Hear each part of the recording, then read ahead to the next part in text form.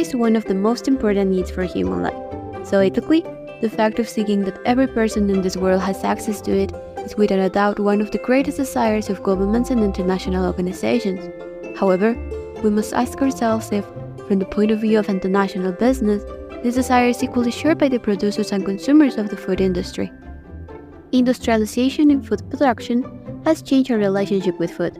It is not just that we are consuming highly processed food, it is that climate change has caused that many fruits and vegetables are no longer available, and even that there is no longer a clear distinction between seasonal foods. The way in which these foods are promoted in richer homes is also a response to rapid consumption and our careless actions towards the planet. So, how is our relationship with food? Carlo Petrini shares a vision of this during one of his masterclasses. It's mentioned that food has lost its real value and has been transformed from a necessity to a commodity from which to obtain monetary profits, where, of course, low prices were sought to increase demand and thus led to mass production of low-quality food. As a consequence, farmers are the only ones who, within the production chain, do not have a voice to settle the price to their work. But what happened to that food that was produced? We are producing food for 12 million people, when we are roughly 8 billion. That means that 30% of the food goes to waste, along with the mass use of water, land, and around 4 million tons of CO2 generated per year. And our planet is not the only one suffering.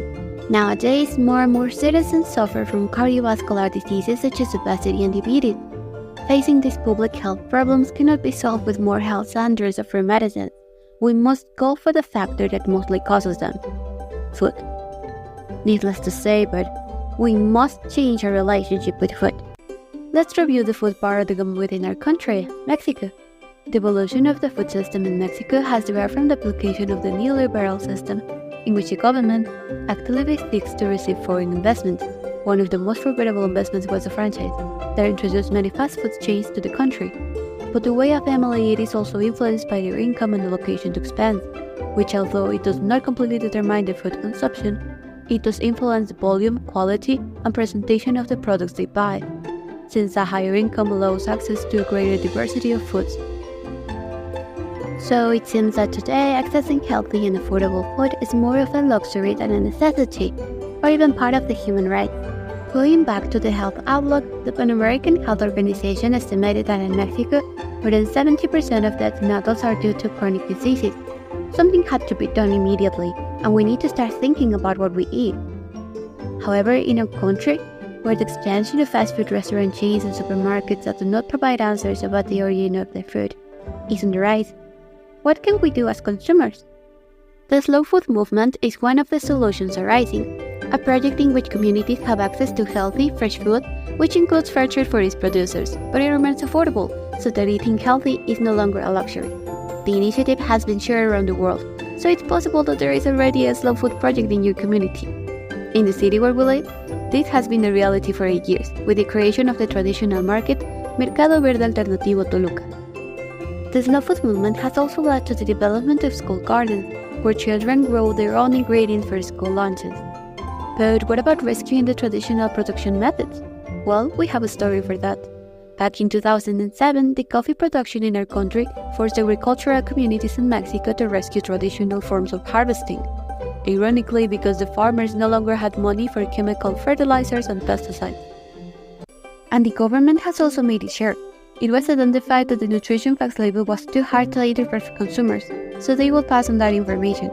Thanks to their research, currently all packaged foods must display labeling on ingredients they may contain, such as calories, saturated fats, trans fats, sugar, and sodium. The results are beneficial, as it was found that 60.5% of interviewed consumers indicated that labeling helps parents choose healthier foods for their children. As consumers, we do have control over what we eat, and especially, we must show our interest in the entire supply chain being committed to caring for the environment and fair trade. Actually, Mexico is capable of producing food for its entire population. According to the World Bank, 40% of the food produced is wasted in our country. It is no longer just about mass production, but about us as consumers making it clear what we want to consume and under what criteria. This does not mean that restaurants or supermarkets should disappear. Rather, they must be part of the change by ensuring fair payment to farmers, minimizing food waste, or seeking to buy ingredients from local producers. Furthermore, as international business students, we fulfill an important task in this transformation. We must influence the creation of new companies that truly seek a shift in the relationship with food. Thus, projects such as the Slow Food movement must spread to more communities, especially the ones with limited access to this information, so we all can be part of this change. It will be a matter of time before we notice the positive impacts on our health, on the environment, and on the working conditions for local producers. It will be a chain of significant changes for everyone.